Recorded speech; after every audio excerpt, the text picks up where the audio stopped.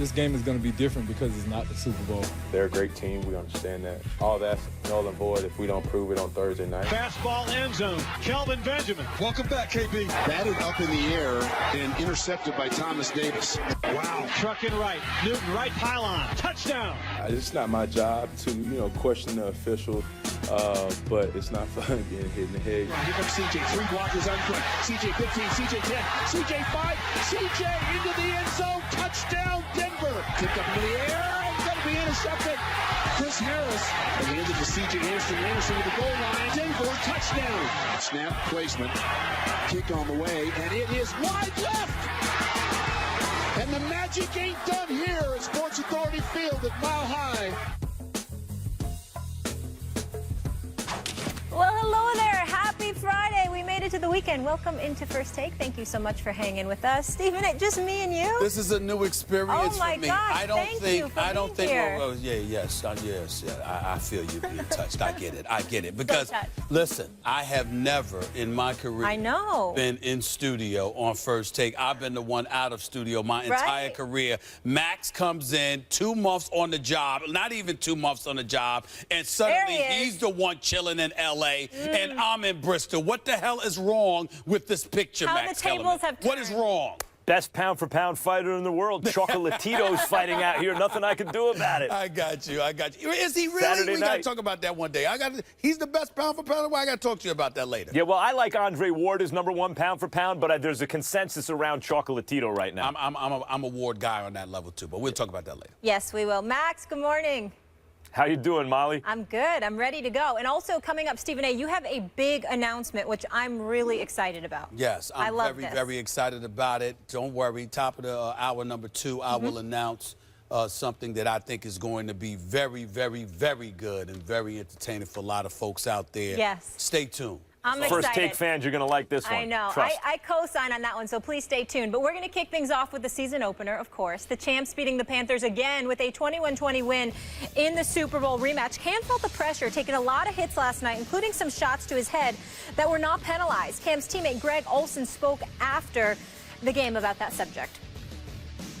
I know he's, the biggest guy in the field, but he's still the quarterback. And, we'll see what some of those look like. Obviously, we got one of them, but we didn't really gain any yards off of it, so I guess it is what it is. Cam certainly took a lot of shots. What was your reaction? My reaction is that it was an absolute travesty what I saw last night. I mean, listen. That last hit by Darian Stewart, listen, I'm not going to say he should be suspended because there's no history there. He's only been penalized twice, and it wasn't for, illegal hits or anything like that. Darian Stewart, he's earned the benefit of the doubt, so I'm certainly not calling for him to be suspended. But he definitely needs to be fined significantly. There's just no excuse for it. And when we look at what Thomas Davis had to say, what Greg Olsen had to say, they're absolutely right here. Cam Newton is 6'5", Max. 6'5".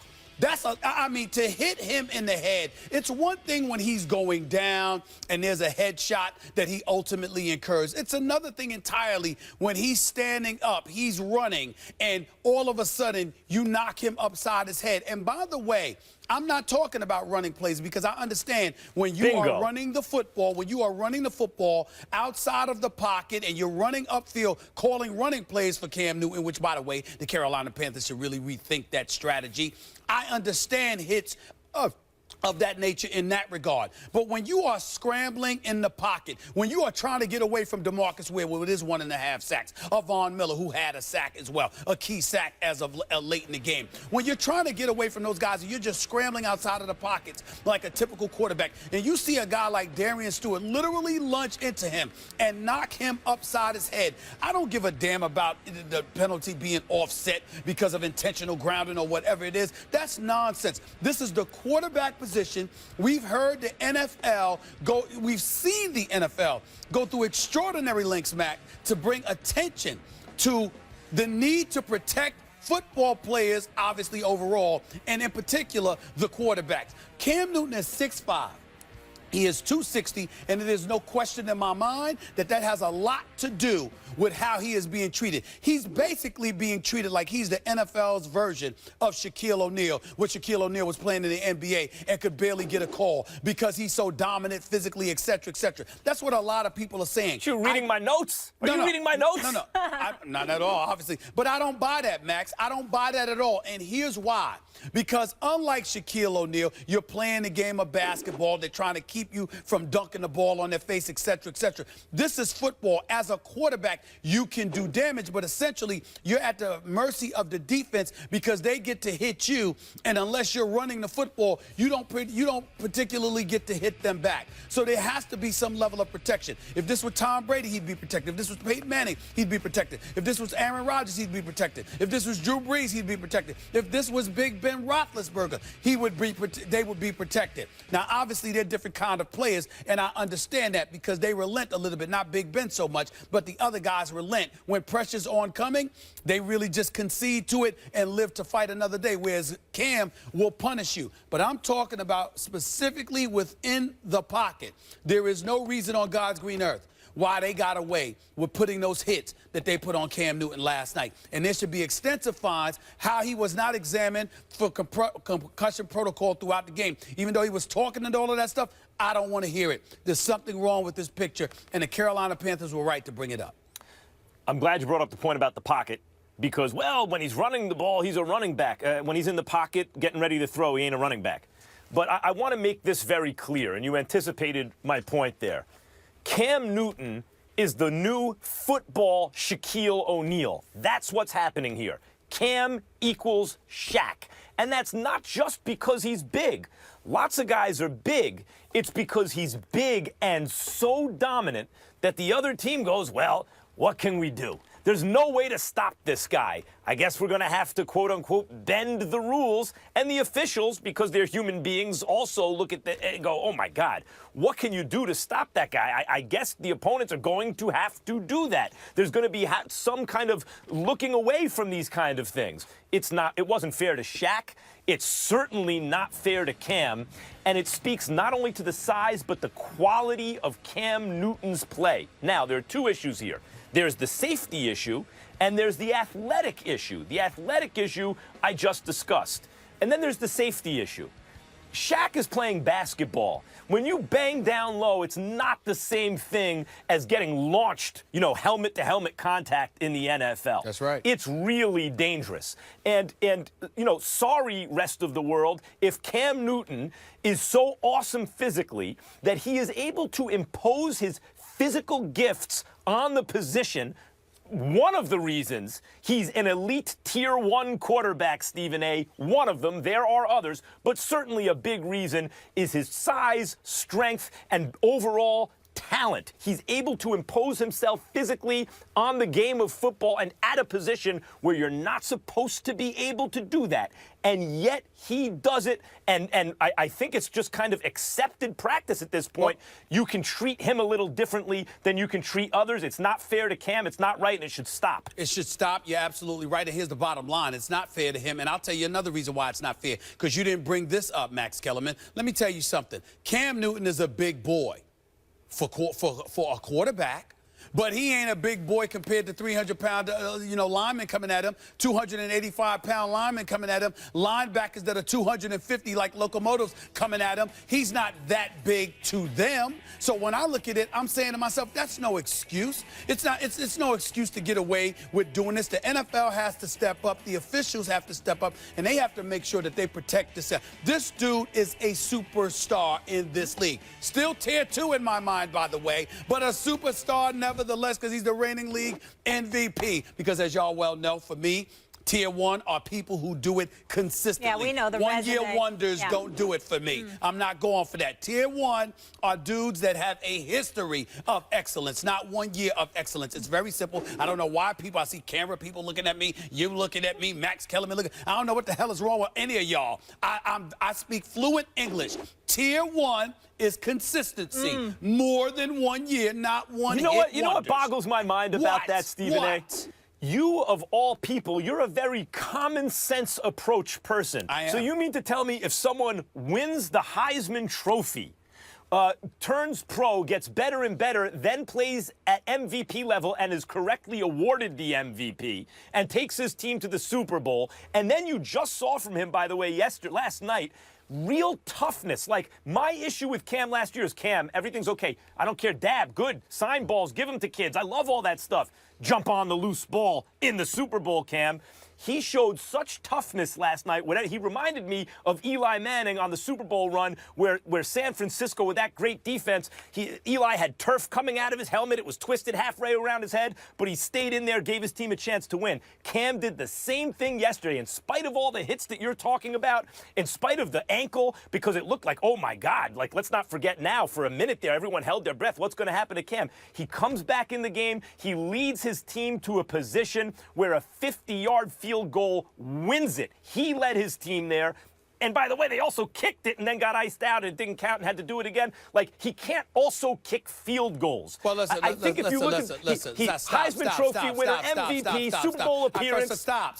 I don't want to hear anything about. Hold on. I don't want to hear anything about a Heisman Trophy. He had 4 years in the NFL before last season. That's what I'm thinking about. I don't want to hear anything about what he did, years ago when he won the Heisman. I don't want to hear that. I'm talking about the 4 years prior to last year. That's all. But in the end, what it comes down to is that there's no denying that he's a superstar. There's no denying that he's big time right now based off of last year alone. And considering that and his marketability, it's a shame that the NFL didn't seem to be as protective for him last night as I happen to know they would have been for other star quarterbacks in this league. Cosign. Into that, too, and the penalty called against Darian Stewart. The first time there was a roughing the passer penalty against a Panthers opponent when Cam's at quarterback since Week 11 of the 2014 season, and that was against the Falcons. Let's get to the other quarterback, though. Yeah. Trevor Siemian. He had 178 passing yards, a touchdown pass, and 2 interceptions in his first start for the Broncos.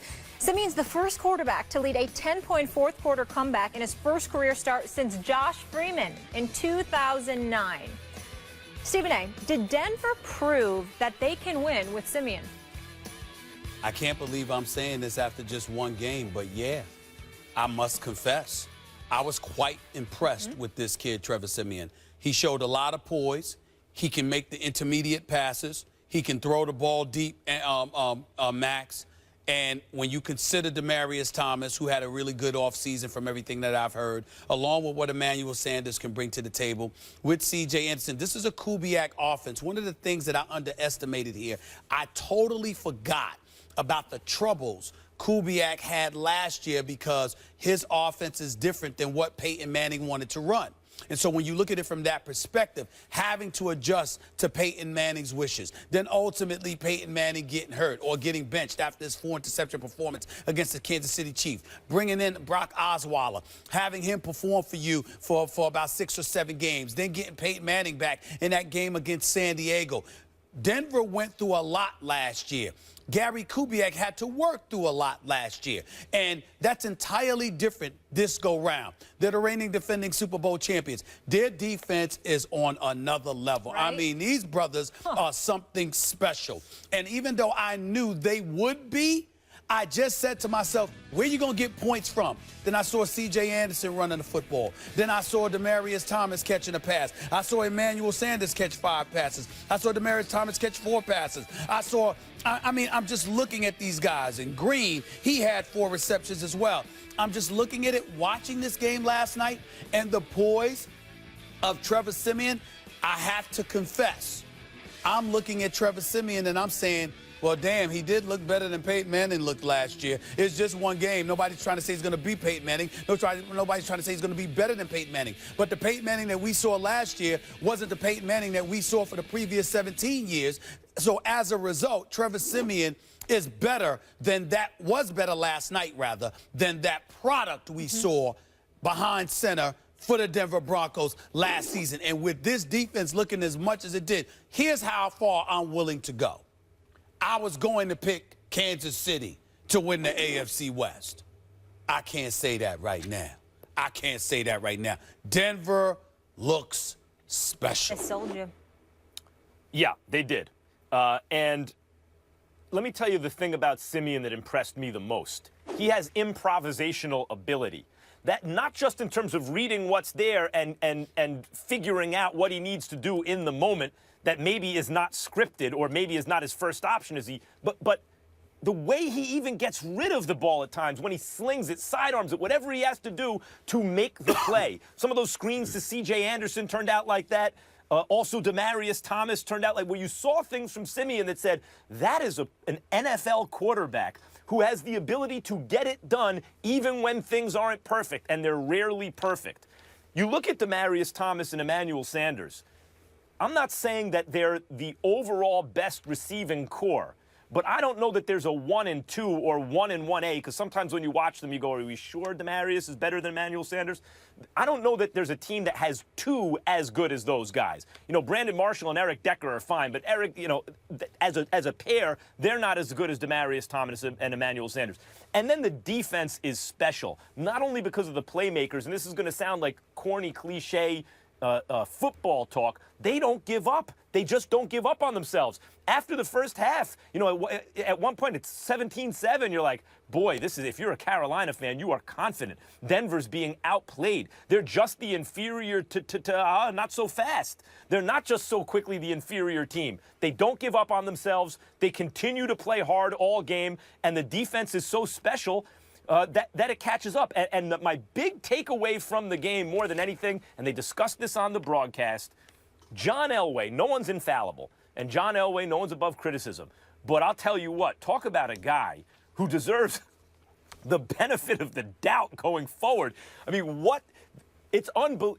You get to the Super Bowl 3 years ago with a team that's all offense and no defense. You get back the year after, or 2 years later, get back to the Super Bowl, incredibly difficult to do, with a completely different kind of identity as a team. It's all defense and no offense. You then start a quarterback who's never thrown an NFL pass in his career after using kind of 2 quarterbacks the year before, losing the guy you've invested time and resources in Osweiler, who you thought was going to be your future, I guess, losing Peyton Manning, maybe the greatest regular season quarterback of all time, and he comes in and helps you win in the Super Bowl.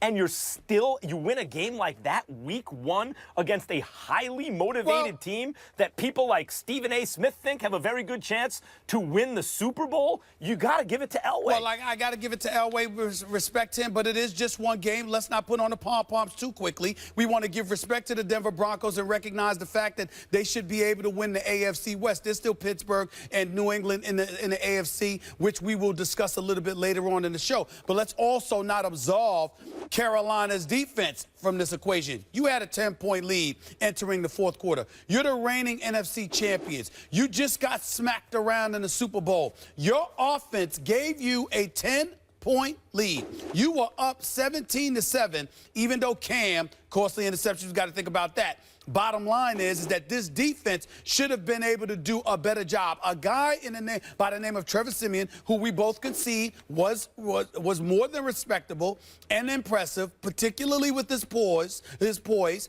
Bottom line is, this is a guy that was drafted in the 7th round of 2015, okay, didn't throw a pass the entire year last year.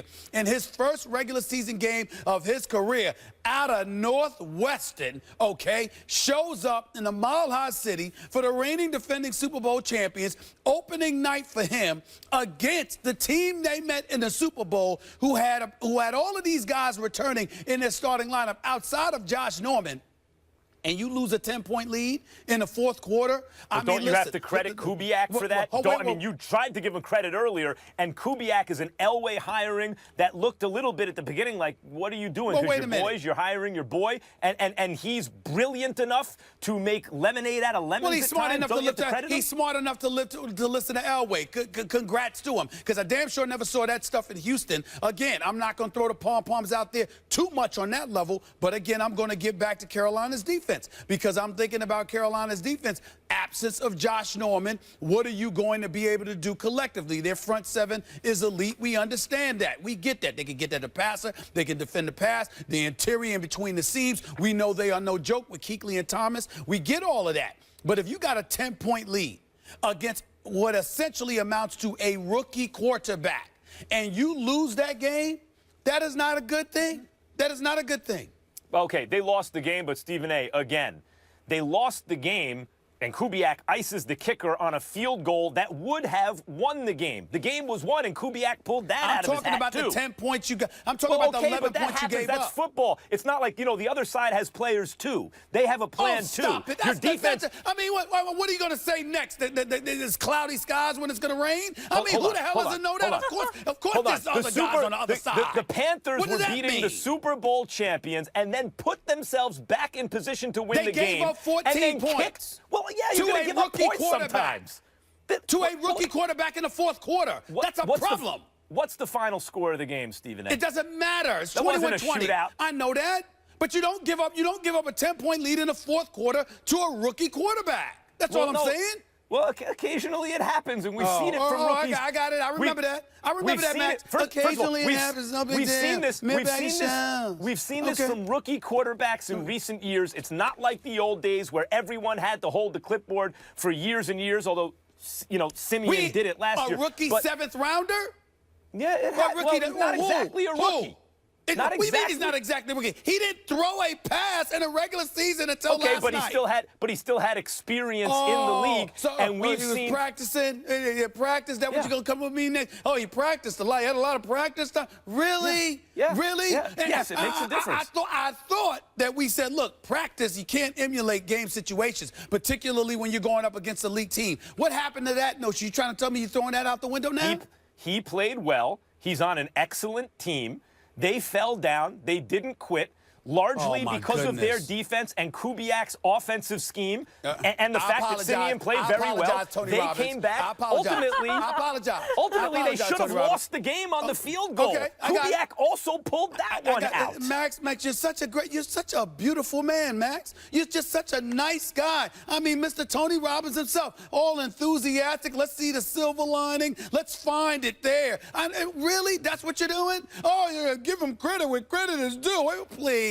The defense needed to show up. You lose a great game, which this was the game everyone was waiting for in the Super Bowl last year, that you lose a great and thrilling and nail-biting kind of game. Week one to the defending Super Bowl champions who have shown in the last several games to have your number, and it comes down to a kick that you make. Hold on. I want to address a point that you just made. This was the Super Bowl we were looking for last year, right? Yeah. Is that what you just said? Yes. Well, who was the quarterback last year? It happened to be somebody named Peyton Manning. You're not expecting that from Trevor Siemian. Well, here's the question. Okay, here's the question for you. And you kind of hinted at it earlier. And make sure it's not a rhetorical one. Go ahead. We all thought last year that, look, the quarterback play can't get any worse for the Broncos. And then when Siemian's name comes up, it's like, wait, he's starting? The quarterback play somehow just got worse for the Broncos. Then we saw the game last night. Let me ask you a question. Based on what you saw from Osweiler and Peyton Manning last year, and it's a very small sample size, but based on what you saw from Siemian last night, has the quarterback position gone down, stayed the same, or gone up a little bit for the Broncos? Are we philosophizing now? I mean, I don't know. 1 minute you're 1 minute you're Mr. Motivational, Mr. Tony Robbins himself. Now we're philosophing. I don't understand it, Max. At the end of the day, he's a. Excuse me. What's the question? I couldn't remember. I mean, quarterback play. What the point? Quarterback play. Has it gotten better or worse from last year, based on what you've seen so far? Based on what I've seen so far, it looked better for one night. No doubt about that. But hold on, wait a minute. How is it that y'all micro? What you laughing about, Molly? What's that? I mean, what you talking about? I'm just saying. Your Honor, what's the deal? I rest my case. There is no resting of your case. You don't have a case. Trevor Siemian is a 7th-round pick who didn't throw a single pass in the regular season of 2015. He threw his first regular season pass last night. And you're against the Carolina Panthers, and you hold no accountability towards their defense. But the quarterback play's gotten better, right? Oh, Max is already getting under your skin. Please. This is good stuff. You know what? He likes to do that too. It's all right. Hey, props to Mark Schlereth, who sat here yesterday and said the Broncos would win. Oh, and all of us kind of look. He lucked up. Why are you so angry? He lucked up. Hold on. Wait a minute. I'm a very happy man. I'm just because people annoy me doesn't mean I'm not happy. I'm not angry. I am jealous.